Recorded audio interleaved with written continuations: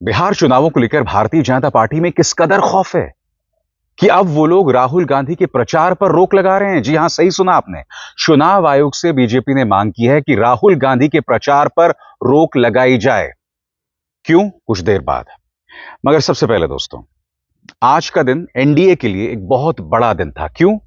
क्योंकि आज उन्होंने अपने घोषणा पत्र को जारी किया। मगर आप जानते हैं क्या हुआ? जब आप अपना घोषणा पत्र जारी करते हैं तो जाहिर सी बात है, पत्रकारों के सवाल लेते हैं।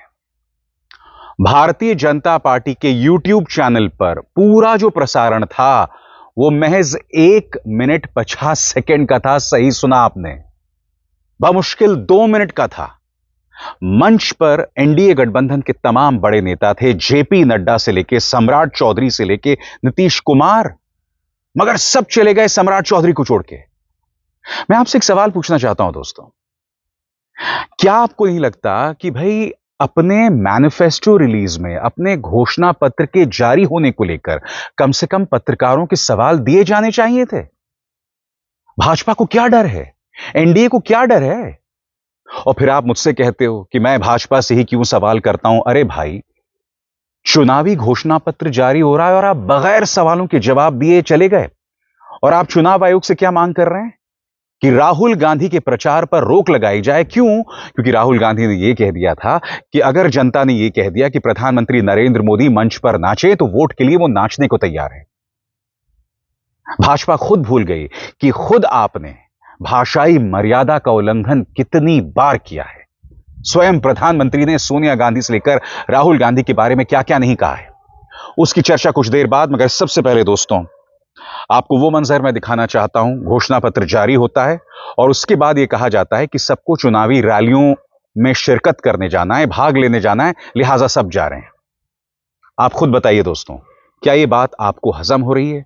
देखिए यह नजारा, जो अपने आप में निहायत ही शर्मिंदगी भरा लम्हा है राजनीतिक तौर पर।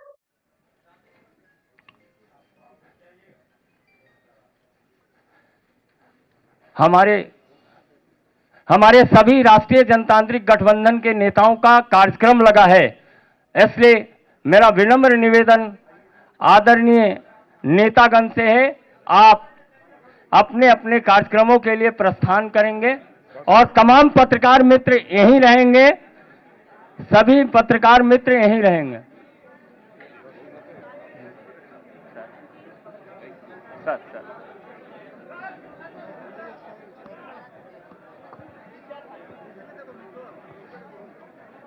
हमारे बीच आदरणीय सम्राट चौधरी जी अभी हैं। हमारे बीच अभी आदरणीय सम्राट चौधरी जी बिहार के उप मुख्यमंत्री हैं। हम तमाम पत्रकार मित्रों से आग्रह होगा, आप यहीं रहेंगे। क्या बीजेपी को एक कतई परवाह नहीं है कि यह क्या संदेश जाएगा जनता में? आपका अहंकार साफ तौर पर दिख रहा है। इस वक्त बिहार में लॉ एंड ऑर्डर की धज्जियां उड़ गई हैं। एक दुलार चंद यादव को मौत के घाट उतार दिया जाता है और यहां पर जिस व्यक्ति पर उंगली उठ रही है वो है अनंत सिंह, बाहुबली नेता अनंत सिंह। एक एएसआई की गर्दन रेत दी जाती है। ये तमाम घटनाक्रम सामने है। लॉ एंड ऑर्डर को लेकर भाजपा, या ये कहा जाए एनडीए गठबंधन को कई सवालों के जवाब देने चाहिए, वो दे नहीं रहे हैं। और आज पत्रकारों के सवाल का जवाब देने के बजाय भाग गए। मैं आपसे सवाल पूछना चाहता हूं, क्या महागठबंधन में विरोधाभास नहीं है? मगर तेजस्वी, अशोक गहलोत, मुकेश साहनी, दीपांकर भट्टाचार्य, तमाम बड़े नेता मंच पर बैठे, पत्रकारों के सवालों के जवाब दिए और भागे नहीं। यहां पर देखिए साहब, भाग गए। कोई पत्रकार, किसी में इतनी हिम्मत नहीं हुई कि वो खड़े होकर कहे कि आप भाग क्यों रहे हैं, आप सवालों के जवाब दीजिए। या भाजपा को लगता है कि देश की जनता के सवालों का जवाब ही नहीं दिया जाना चाहिए? सवाल पूछना एंटी नेशनल है। और यह अहंकार आ क्यों रहा है? क्या भारतीय जनता पार्टी को लग रहा है कि वो अब से चुनाव जीत गई? प्रदेश की जनता को, विपक्ष को या हमें ऐसा क्या नहीं पता है जो भाजपा को पता है कि वो खुलकर अहंकार कर रही है? उसे बिल्कुल परवाह नहीं है। बताइए, क्या वोट पड़ चुके हैं कि आप इस तरह की हरकतें कर रहे हैं?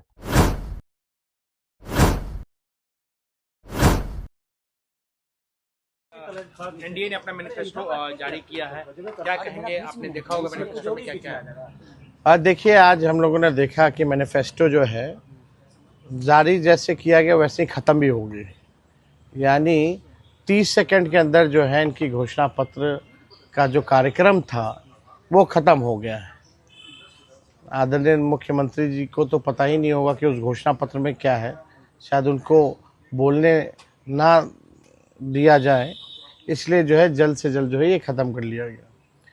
लेकिन हम तो कहना चाहते, जो हमने घोषणा पत्र देखा, एनडीए के लोगों को सॉरी पत्र लाना चाहिए और बिहार के 14 करोड़ जनता से सॉरी बोलना चाहिए था कि 20 साल से भी राज करने के बाद भी सबसे गरीब राज्य बिहार, कोई कारखाने नहीं, कोई निवेश नहीं, हर सेक्टर में जो है ये सरकार फेल रही, इसलिए इनको सॉरी पत्र लाना चाहिए था। और अगर इनका 20 साल का जो झूठा जुमला अगर आप लोग देखें, जो वादे इन्होंने किए थे 20 साल से, हर घोषणा पत्र 20 साल तक का जितना इन्होंने घोषणा पत्र लाया है, वो घोषणा पत्र भी कहता हुआ कि हमारा क्या हुआ, हमारा क्या होगा। वो घोषणा पत्र कह रहा है कि पहले वाला तो घोषणा पूरा हुआ नहीं, एक नया जो है आनंद फानन में जो है इन लोगों ने ये घोषणा पत्र जारी की है। जाहिर सी बात है दोस्तों, आरजेडी ने इस पर करारा प्रहार किया है। पार्टी की प्रवक्ता प्रियंका भारती का बयान आपके स्क्रीन पर, वो कहती हैं, मुश्किल से 60 सेकंड का भी प्रेस कॉन्फ्रेंस नहीं हुआ, फोटो खिंचवाकर अकेले सम्राट चौधरी को छोड़कर सभी नेता भाग गए। मीडिया के सवालों से इतना डर कि कहीं कोई 20 साल का रिपोर्ट कार्ड मांग लेते तो आए के अलावा और क्या बोल पाते। नीतीश जी को मुख्यमंत्री का चेहरा भी घोषित नहीं किया गया। यह दलों का मिलन नहीं, दल दल है। मैं फिर आपसे पूछना चाहता हूं, प्रियंका भारती यहां जो कह रही हैं, क्या गलत कह रही हैं? एक एक शब्द प्रियंका भारती का सही है। यह दलों का मिलन कहां है, बताइए। क्या एनडीए इस सवाल का जवाब नहीं देना चाहती कि नीतीश कुमार चेहरा हैं या नहीं हैं? जीत के बाद नीतीश कुमार मुख्यमंत्री बनेंगे या नहीं? या वो डर गए हैं लॉ एंड ऑर्डर के सवालों को लेकर? सबको एक मंच पर होना चाहिए था, खुल के जवाब देना चाहिए था। चुनाव का मौका है, अहंकार देखिए साहब। और जैसे मैंने कहा, पत्रकारों को खड़े होकर चिल्लाना चाहिए था कि आप सब रहिए, सवालों के जवाब दीजिए, किसी को परवाह नहीं है। प्रियंका भारती, आरजेडी प्रवक्ता प्रियंका भारती कह रही हैं कि पत्रकारों के सवालों से डर गए। नहीं प्रियंका जी, पत्रकार खुद डरा हुआ है, डर का माहौल है। अगर पत्रकारों के पास सवाल होते तो वो चिल्लाता कि आप सब कहां भाग रहे हैं, सवालों के जवाब दीजिए, यूनाइटेड फेस दीजिए, मगर किसी को परवाह नहीं है। गोदी मीडिया में कोई डिबेट नहीं होने वाला है। ये सवाल हैं साहब, और इन सवालों से बचा जा रहा है। क्या एनडीए बिखरते लॉ एंड ऑर्डर पर जवाब नहीं देना चाहती? 20 सालों से नीतीश कुमार मुख्यमंत्री हैं और अब जो हरकतें हो रही हैं लॉ एंड ऑर्डर के नाम पर, उसको लेकर आप कुछ कह ही नहीं सकते हैं। उसकी हम चर्चा करेंगे दोस्तों, क्योंकि दुलारचंद यादव की बेरहमी से उन्हें मौत के घाट उतार दिया गया है। अनंत सिंह एक साथ 50 गाड़ी लेकर चल रहे थे जब यह हत्याकांड होता है। सबसे बड़ी बात, अनंत सिंह से अब तक पूछताछ नहीं हुई है। दूसरी बात, आप 50 गाड़ी लेकर कैसे चल सकते हैं? चुनाव आयोग 50 गाड़ियों के काफिले की इजाजत नहीं देता। क्या अनंत सिंह को यह इजाजत इसलिए दी गई है क्योंकि वो एनडीए का हिस्सा हैं? और भारतीय जनता पार्टी क्या शिकायत कर रही है आपके स्क्रीन पर, यह देखिए। बीजेपी ने चुनाव आयोग से राहुल गांधी के चुनाव प्रचार पर रोक लगाने की मांग की। भाजपा ने आयोग से राहुल के खिलाफ जल्द उचित कार्रवाई करने का आग्रह किया है। राहुल ने मुजफ्फरपुर जिले के सकरा में महागठबंधन की चुनावी रैली को संबोधित करते हुए कहा था कि वोट के लिए प्रधानमंत्री नरेंद्र मोदी स्टेज पर नाच भी लेंगे। तो जिस बयान को लेकर इतना बवाल हुआ है, मैं चाहता हूं वो बयान आप एक बार फिर सुना जाए। अगर आप कहोगे नरेंद्र मोदी जी आप ऐसा ड्रामा करो वोट के लिए, वो कर देंगे। जो भी करवाना है करवा लो। मैं कह रहा हूं आप उनको कहो कि देखो भैया, हम आपको वोट देंगे, आप स्टेज पे आके नाच लो, वो नाच लेंगे। नाच लेंगे, कह रहा हूं आप कोशिश करो। मोदी जी आइए, स्टेज पे आइए, भाषण मत दीजिए, डांस कर दीजिए, हम आपको वोट देंगे, देखना कर देंगे। जो भी करवाना है करवा लो। चलिए एक बात बताइए, इससे पहले प्रधानमंत्री नरेंद्र मोदी ने महागठबंधन के लिए लोकसभा चुनावों में मुजरा शब्द का इस्तेमाल किया था। क्या वो शालीन भाषा थी? क्या वो उचित या सही भाषा थी? सुनिए उन्होंने क्या कहा था। इंडिया अलायंस को अपने वोट बैंक की गुलामी करनी है तो करें, उनको वहां जाके मुजरा करना है तो भी करें। मैं एससी, एसटी, ओबीसी आरक्षण के साथ डट करके खड़ा हूं। यही नहीं, सोनिया गांधी के बारे में भी तू तड़ाक के लहजे में बात की थी कि वो वहां भाग जाएगी, वहां करेगी, ये करेगी। क्या ये शालीनता का तकाजा है? फिर से सुनिए। इनकी सबसे बड़ी नेता चुनाव लड़ने की हिम्मत नहीं करेगी, वो डर के मारे भाग जाएगी और वो भाग करके राजस्थान गई और राजस्थान से राज्यसभा में आई और हुआ भी यही।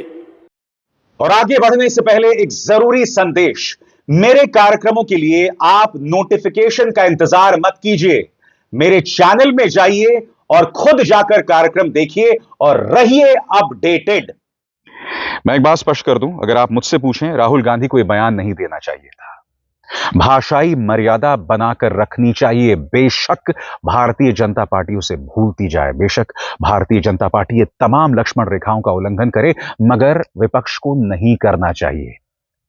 आपके अंदर व्यवस्था को लेकर जितना भी गुस्सा हो, आप भाषाई मर्यादा को उल्लंघन नहीं कर सकते।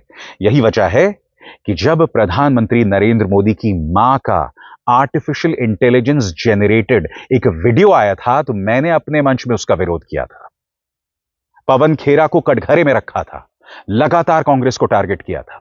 और अब भी मैं राहुल गांधी की इस भाषा से इत्तेफाक नहीं रखता हूं, मगर अफसोस की बात है दोस्तों कि प्रधानमंत्री नरेंद्र मोदी और अमित शाह से कोई सवाल नहीं करता, जबकि भाषाई मर्यादा की धज्जियां ये लगातार उड़ाते रहते हैं। खैर, भाषाई मर्यादा की धज्जियां उड़ाना तो बहुत छोटी सी बात है, यहां तो लॉ एंड ऑर्डर की ऐसी धज्जियां उड़ गई हैं जिसके लिए मेरे पास शब्द नहीं है। फिर से इन दो चेहरों पर गौर कीजिए, दुलार चंद यादव और एक एएसआई की गर्दन रेत दी गई है। आइए देखते हैं एबीपी न्यूज ने इस बारे में क्या ब्रेकिंग न्यूज की थी। बड़ी खबर आ रही है बिहार से। बिहार के सीवान में एएसआई की हत्या कर दी गई है, जिसके बाद वहां सनसनी फैली हुई है। बेखौफ है बदमाश और बेखौफ बदमाशों ने धारदार हथियार से एएसआई की हत्या कर दी। अब दोस्तों इसके बाद क्या होता है, पत्रकार जाते हैं अनंत सिंह के पास, बाहुबली नेता अनंत सिंह, जी हां, और उनसे सवाल किया जाता है। वो खुद इस इंटरव्यू में दो बातें बता रहे हैं। पहली बात, उनकी 50 गाड़ियों का काफिला था। चुनाव आयोग ने इस बात की इजाजत कैसे दे दी? चुनाव आयोग कोई एक्शन लेगा या नहीं? जहां तक मैं जानता हूं, आप 5 से 6 गाड़ियों से ज्यादा नहीं ले जा सकते, और कहीं पर मैंने सुना था 3 गाड़ियों से ज्यादा नहीं। तो यह व्यक्ति 50 गाड़ियां लेकर कैसे चल रहा था? और वो खुद इस बात को स्वीकार कर रहे हैं कि दुलार चंद यादव ने कुछ कहा और मैंने उसका जवाब दिया। यानी कि इस हत्याकांड में अनंत सिंह की एक भूमिका है जिसको लेकर पूछताछ तक नहीं हुई। सुनिए अनंत सिंह क्या कह रहे हैं। हम लोग ताल में वोट मांग रहे थे, रास्ता में देखे कि 100 गाड़ी खड़ा है, तो उसके बाद हम मुझे कोई वोट वो मांग रहा है, तो हम लोग आए। तो उसके बाद मुर्दाबाद करने लगे, तभी हम कहे कुछ नहीं कोई बोलो, तो 30 गाड़ी हम आगे बढ़ गए, 10 गाड़ी हमारा पाछू रह गया। उसको कुल मारना चूरना शुरू कर दिया, बहुत हुआ। हम लोग 40 गाड़ी आगे थे। अब पंजा को लंगड़ी में पहन लेता, रेलवे वाला को रोड़ा रख लेता, एकदम फूल तैयारी सूरज भान के यह था कि लड़ाई झगड़ा कैसे हो जाए, तब वोट में ऐसे हो जाए। सूरज भान का ही खेला है। दुलारचंद के पट्टा रख लेता, दिन भर गाड़ी दबाना, दिन भर कथी करना। दुलारचंद भी जमात में सबसे पहले दुलारचंद ने हाथ छोड़ा है कुल पर।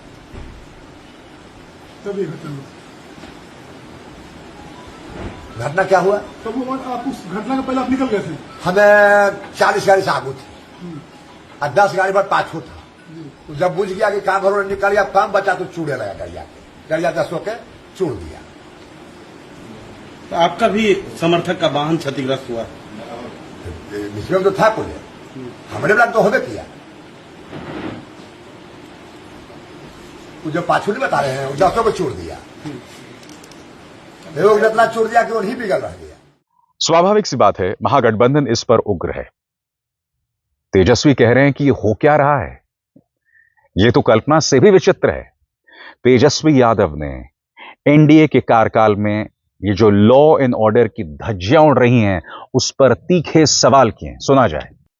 एक मिनट, एक बात समझने की जरूरत है, चुनाव में हिंसा की कोई जरूरत नहीं है, या कभी भी किसी चीज का हम लोग हिंसा के पक्षधर नहीं रहे, लेकिन अभी आचार संहिता चल रही है, आचार संहिता है, चुनाव का समय है, फिर भी चुनाव के दौरान कैसे कुछ लोग जो है बंदूक गोली लेकर के घूम रहे, बंदूक गोली लेकर के कैसे ये लोग घूम रहे कुछ लोग।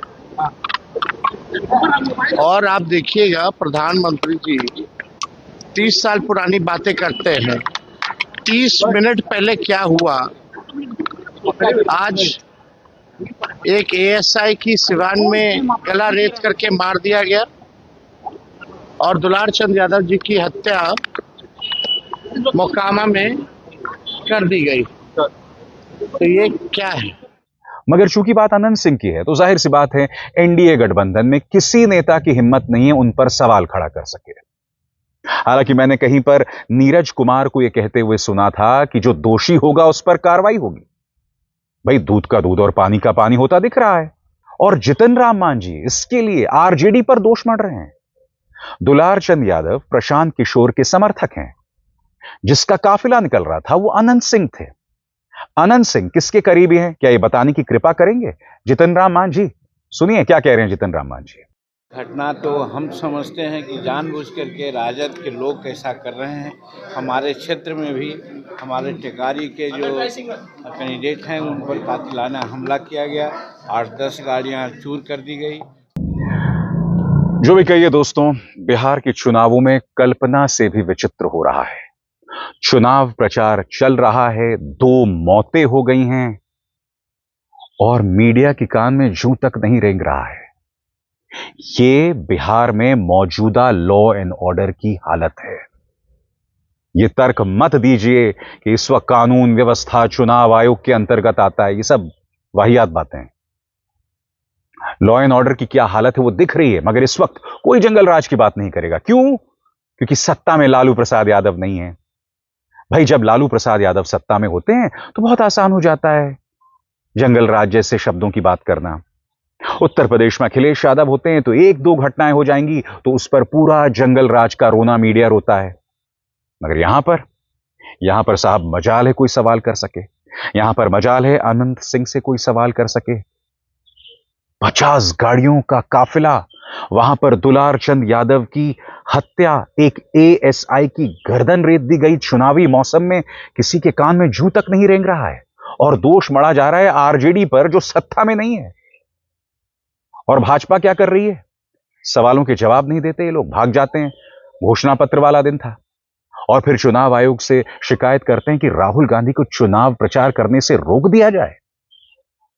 अगर यही तर्क प्रधानमंत्री अमित शाह और भाजपा के कई नेताओं पर लागू किया जाए तो भाजपा के अधिकतर नेता चुनाव प्रचार नहीं कर पाएंगे, क्योंकि अधिकतर नेताओं की जुबान फिसलती है, बिगड़ती है, जानबूझकर बिगड़ती है। क्यों? गलत काम है ना। अभिसार शर्मा को दीजिए इजाजत।